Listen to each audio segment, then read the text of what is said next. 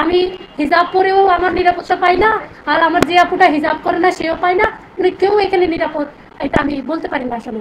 মানে এটা আমি খুব আশাহত যে এটা বলতে পারি না যে নারীর এখানে সুরক্ষিত। আচ্ছা, আপনি প্রশ্ন করেছেন ঢাকা বিশ্ববিদ্যালয়ে অধিকারটা কতটুকু প্রতিষ্ঠা হয়েছে। আমরা তো সবসময় ঢাকা বিশ্ববিদ্যালয়ের মধ্যেই থাকি না, তাহলে তো আপনি আমাকে গণ্ডিটা সীমাবদ্ধ করে দিচ্ছেন যে আপনার ভিসি আপনাকে নিরাপত্তা দিবে, আপনি সারাক্ষণ ভার্সিটির ভেতরেই থাকবেন। তাহলে আপনি আরো সীমাবদ্ধ করে দিতে পারেন ভাইয়া যে আমি হলের ভেতরেই থাকবো, হল থেকে বেরিয়ে হব না। ক্যাম্পাসের থেকে আমরা বাহিরে বেশি বিচরণ করি, বাইরে আমাদের কাজের সূত্রে বেশি বিচরণ করতে হয়। আমরা নারীরা বিশ্বাস করি আমাদের মার্কেটেও যেতে হয়, আমরা হচ্ছে বিভিন্ন এরিয়ায় আমাদের কার্যক্ষেত্রে ঘোরাঘুরি করতে হয়। ক্যাম্পাসেও যে আমরা হ্যারাসমেন্টের শিকার হই না, এটা তো অস্বীকার করব না, কিন্তু বাহিরে যে পরিমাণে বিস্ফোরণ হয় তখন ক্যাম্পাসের জায়গাটা মনে হয় যে ক্যাম্পাসে এসে ঢুকে পড়ি, হলের ভিতর তাড়াতাড়ি চলে।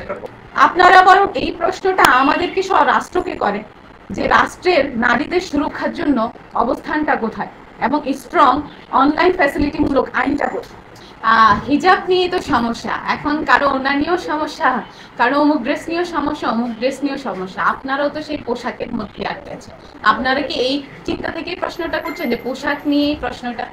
আমরা কিন্তু মানুষ, আর মানুষের সাথে আরেকটা পরিচয় নারী। আমার প্রশ্ন নারী নেই, আমার জায়গাটা নারী নেই। আমি বুঝতে চাইছি এখানে হচ্ছে পোশাক যে হোক, হিজাব হলেও সেফ না, আর অন্যান্য পোশাকও সেফ না, আমি এটা বোঝাতে চেয়েছি।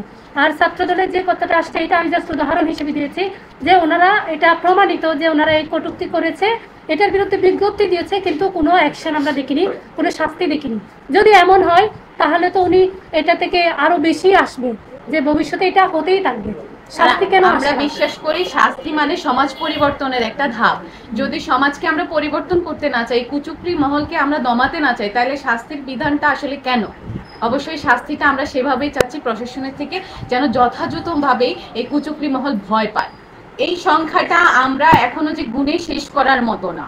যেই মেয়েটা একটু ভাইরাল হয়েছে সেই হেনস্থার শিকার হয়েছে। ভাইরাল বলতে কি, পরিচিত হয়েছে। ভাইরাল শব্দটাকে এখন নেগেটিভলি ইউজ করা হয়। আমরা মনে করবো যে অনেকের কাছে তার ফেসটা পরিচিত হয়েছে। সে ফেস ঢেকে রাখুক আর খুলেই রাখুক, সে হিজাব পরে থাকুক, সে ওড়না নিয়ে রাখুক না ওড়না না নিয়ে রাখুক, সেটাই ভাইরাল, সেটাই হচ্ছে তাকে হেনস্থার শিকার হতে হয়। এখন আমরা মেয়ে হিসেবেই অনেক অস্বস্তির মধ্যে পড়ে গেছি এবং কষ্টের সুরে বলতে হয় মেয়ে হয়ে কেন জন্ম নিয়েছি ভাই। আপনি বলছেন আমরা তো না, আমরা অনেকের কথাটা আজকে সাহস করে বলার জন্য এসেছি। এই সাহসটা নিয়ে এখানে বসেছি যে পরবর্তী বুলিং হবে, আমাদের এই ভিডিও গুলো যখন বিভিন্ন মহলে যাবে আবার বুলিং এর শিকার হবে, তারপরও আমরা দমে নেই। আমরা এটা বলতে চাই, আমরা আওয়াজ তুলতে চাই, এই রাষ্ট্রে আমরা আমাদের নিরাপত্তা চাই।